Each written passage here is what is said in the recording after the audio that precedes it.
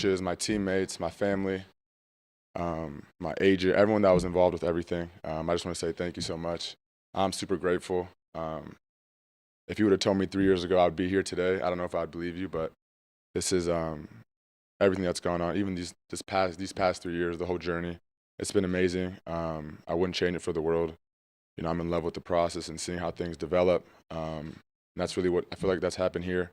Nothing happened overnight. We had to work for everything that we've gotten here. So I just want to say thank you.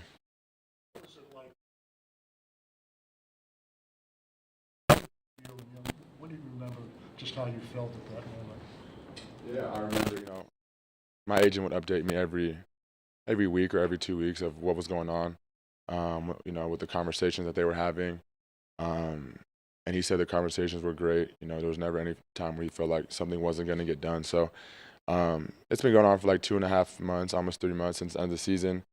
And I remember, you know, I had just landed or was just leaving to get to Detroit 2 days ago. And he told me, you know, there might be a deal. We're talking, he was at his son's football game. So it was kind of loud in the background. Usually when he calls me, it's quiet. He's like in his office. And so he's calling me with I heard background noise. I'm like, okay. He's saying, you know, we might get a deal done pretty soon. I'm not sure. I'll keep you updated. I was like, all right, just let me know. And so I land, what was it? Tuesday night, Wednesday morning, I have a student appearance with USAA, and I get done with that, and I'm on the phone with, actually Jared calls me. I'm talking to Jared, boom, boom, boom. He's asked me if I'm gonna come in for workouts. I said, yeah, I would have came in today, but I had a thing to do. And I actually get a missed call from my agent while I'm on the phone with him. And so I call him back. He says, I think we might have got a deal done. And I said, oh, really? He's like, yeah, I think we got it. And so he ran me through the whole deal. It sounded good. You know, everything that, you know, we wanted, everything that they wanted, it was perfect. So, yeah, it was crazy. And then I was actually going to Ford Field while I was on the phone with him. So I was like, shoot, let me just get a video while I'm at Ford Field. This would be pretty cool. And so I did that. And then, yeah, it was just crazy timing. What does a deal like this say to everybody in that locker room that you come here, you put your head down, you work hard, you perform, and you'll get rewarded? And the same thing with Penang. What kind of a statement does that make from the organization to the players in the locker room? I think it means a lot. You know, first off, I feel like, you know, if you play well and you're, you know, a great teammate and everything, you're going to get rewarded. The Lions have shown that. You know, no one can say anything that the Lions don't pay their players. I mean, they've clearly shown it that they're going to reward you with good play and everything else. So I think the players in the locker room, they respect it. They appreciate it. They understand, you know, the work that we put in as players because they're with us every day. So it means a lot. And I know the players, the teammates, you know, like I said, they respect it and they appreciate it. You guys around the league talk about that? You know, like your friends with other teams, do they, you know, reference, hey, just the Lions taking care of their guys? Like, does it matter to them? I think, you know, yeah, maybe, I guess. You know, I feel like that's not talked about too much, but you know, I feel like every team has everyone has a preconceived notions about teams, if they pay their players, if they don't, whatever it is. But I mean, if you want to say it about the Lions, you can't say it anymore. I mean, they're taking care of their guys, and they're drafting the right guys, getting the right guys in here, free agent, whatever it is. So it's awesome to see. I want to drill down just on what you said about, you know, if you had said this 3 years ago, you wouldn't have believed it because you're a guy that, you know, obviously you carry these chips and you have high expectations for yourself, and so maybe in some way surprised by that, right? Like you would have thought you would have been one of the better receivers in the game, and this happening. Can you just explain a little bit more maybe why this is, what's surprising about it for you, I guess? Yeah, I wouldn't say,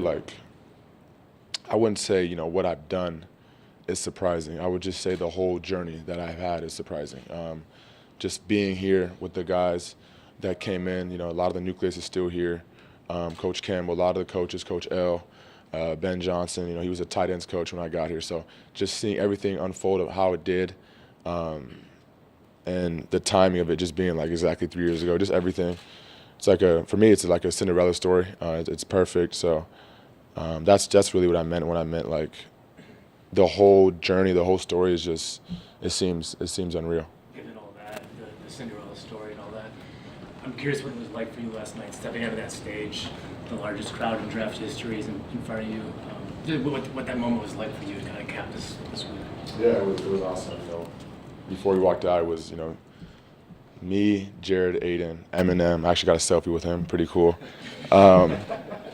Calvin, Barry, the commissioner, all in one line, just talking about ball, whatever we wanted for like 10, 15 minutes until we had to go out.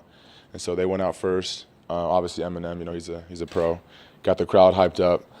I didn't know. I knew there was a lot of people there, but I didn't know how many. Like looking at it from, in person. So I'm walking out, and I'm like, damn, I've never seen this many people in my life. Like I play football games. I've been in front of 100,000 people, whatever, 90,000. But there was like, I was just telling someone earlier, it's like I was Travis Scott at a concert, like at a rager. I can look down. Like, I was looking up to look away. It was crazy. But there were so many people. It was awesome to see the fans, the city, all coming together. I just feel like everything's happening, all at once at the right time for this city, for the fans. It's amazing to be a part of. I know you're an SC guy, but brought in the Alabama guy Terry on yesterday. I guess your thoughts on that pick. And we're playing so many Alabama guys. Do you see like a certain trend of guys coming in right away, being ready to play? Like what's the difference between those guys when they come in into the league? Yeah, this is damn near Alabama U, huh? We get him every year.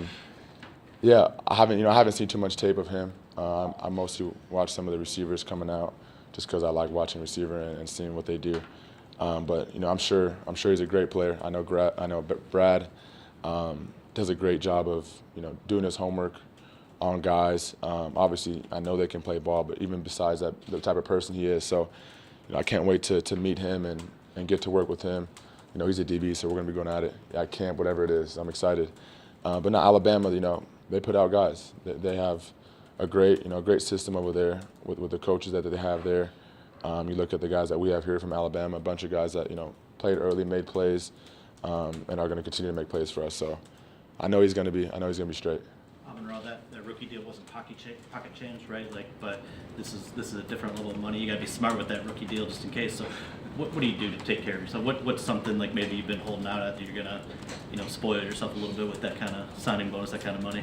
Yeah, I'm not really like a guy that spends money like that. I haven't even thought about what I really want to, buy or do. Definitely want to take care of my family. That's, first and foremost probably is to do that because, without them, I don't think I would be here today. So just take care of them if they need anything, where they don't really have to worry about anything. That's really always been one of my goals is to take care of them. So I'm glad, I'll be able to do that in the future. You can elevate that. You've been relentless since you were drafted about trying to be the best. And I know that will continue even after this, but was there a moment when this all unfolded when you kind of just could sit back for a second and say, I did it? I would say, yeah, I was in a car by myself when the news kind of broke, because like I said, I was at Ford Field, then I had to go back home. So while I was in the car, my dad called me, I talked to him for about 2 minutes. He told me how excited he was and proud of me he was. And then one of my best friends texted me, and I was close to crying, but I didn't. I was just, super excited. I felt like a lot of weight has been lifted off my shoulders. But then, like I said, I was about to cry, and then when I didn't cry, I was like, okay, it's time to go now. Like, it's real.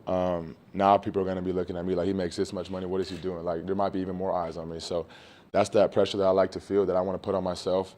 And I love any expectation that people have of me.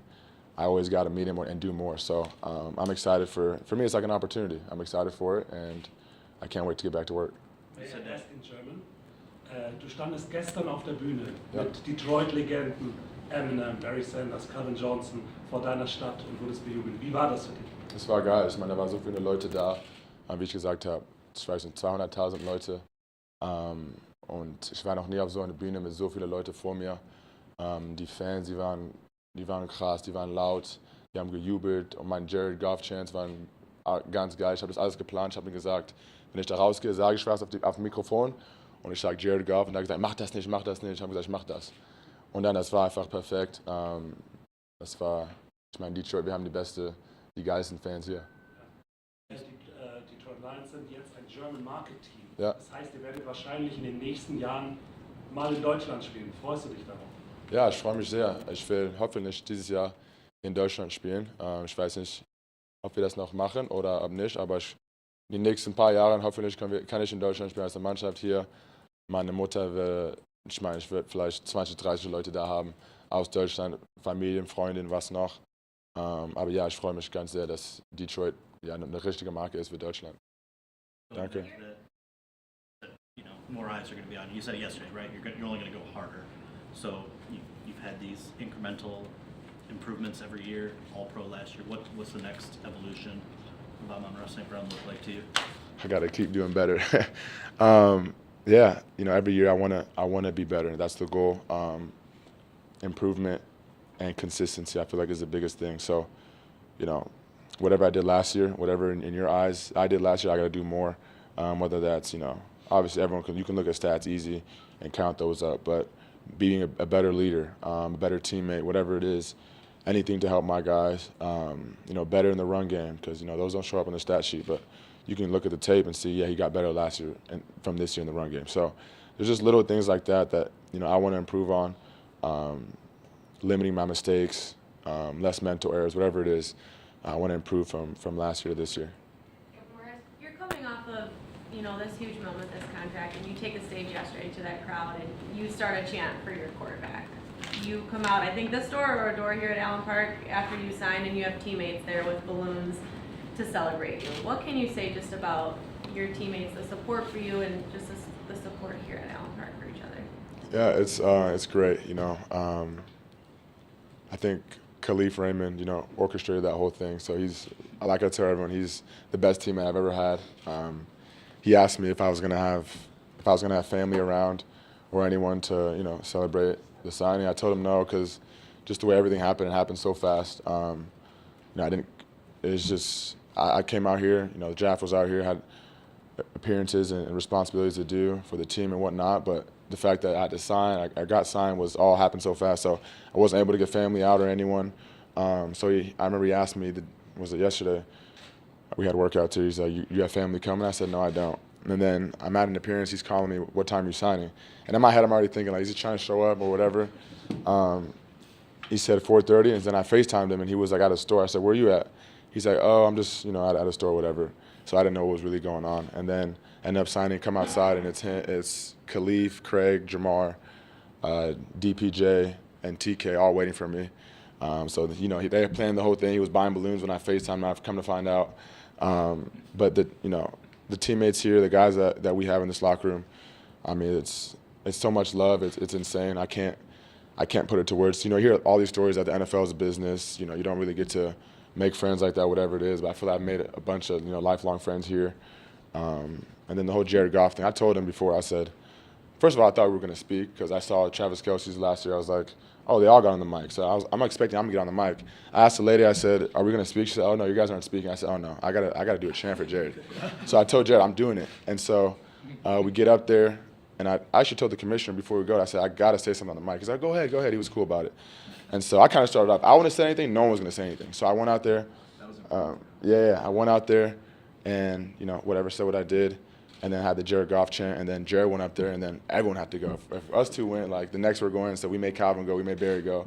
So that's kind of how the whole thing went down. And just so we don't feel left out, the German stuff, do you are you going there at all this year, this summer? Do you have any appearances? I mean, I know obviously the Lions have that, you know, partnership with marketing. I'm going to Germany. I'm going every year. I have a camp there every year. Had one last year, so I'll be going after our vet mini camp in early June, mid-June kind of.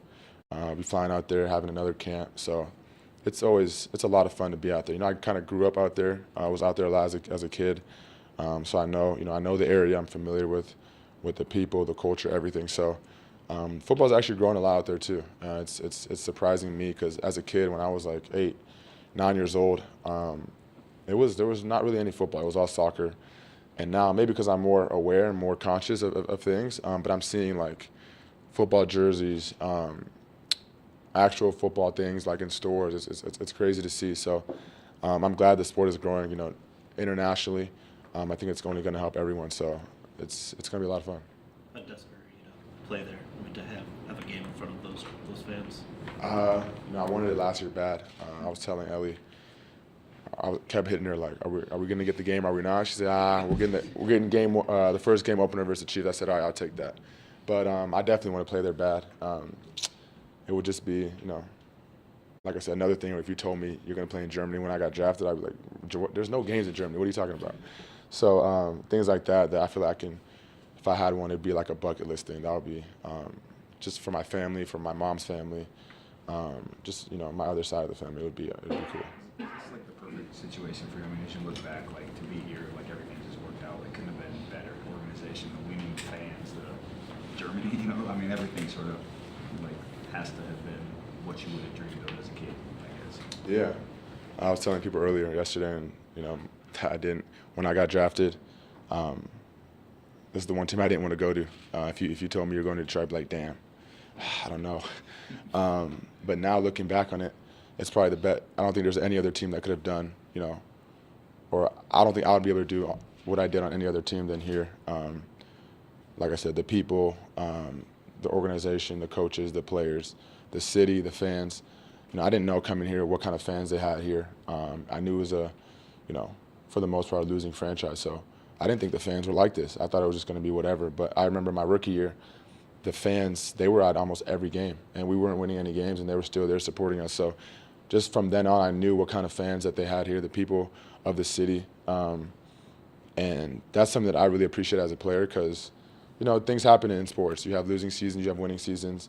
But to feel, loved and supported by your fans is great. And that's what, that's what Detroit, the Detroit city, the fans are like. But the situation that I was brought into, early on, some might say, it's not the best, but I feel like, we have the last laugh right now, all of us that came in. But we still have a lot of work left to do. We fell short last year, which was, a heartbreaker, but I feel like we can learn from that, and I feel like we're excited to get this new year going. On a lighter note, Last one. Caleb Williams was out there talking that he dominated you in bowling. Is there a chance for a rematch, and are you just as competitive in bowling, or does it mean he's blacklisted from the podcast? No, he's definitely not blacklisted. We're gonna get him on. He did beat me in bowling. That is true, but he lives like 5 minutes from the bowling alley. I don't go bowling often. I know this fool's in there probably every 2 weeks bowling. I can tell from his form and everything. Like, you bowl a lot. Like, I don't bowl. But we probably won't get a bowling rematch. I said, see me on the field. I'd rather do that. So we'll see him twice a year. I'm a fan 363 days out of the year except for those 2 days. So good dude, great dude. I'm excited for him, happy for his family. But like I said, those 2 days, I'm not a fan of him. You got 202 strikes a day. Yeah. Appreciate you guys. Thank you.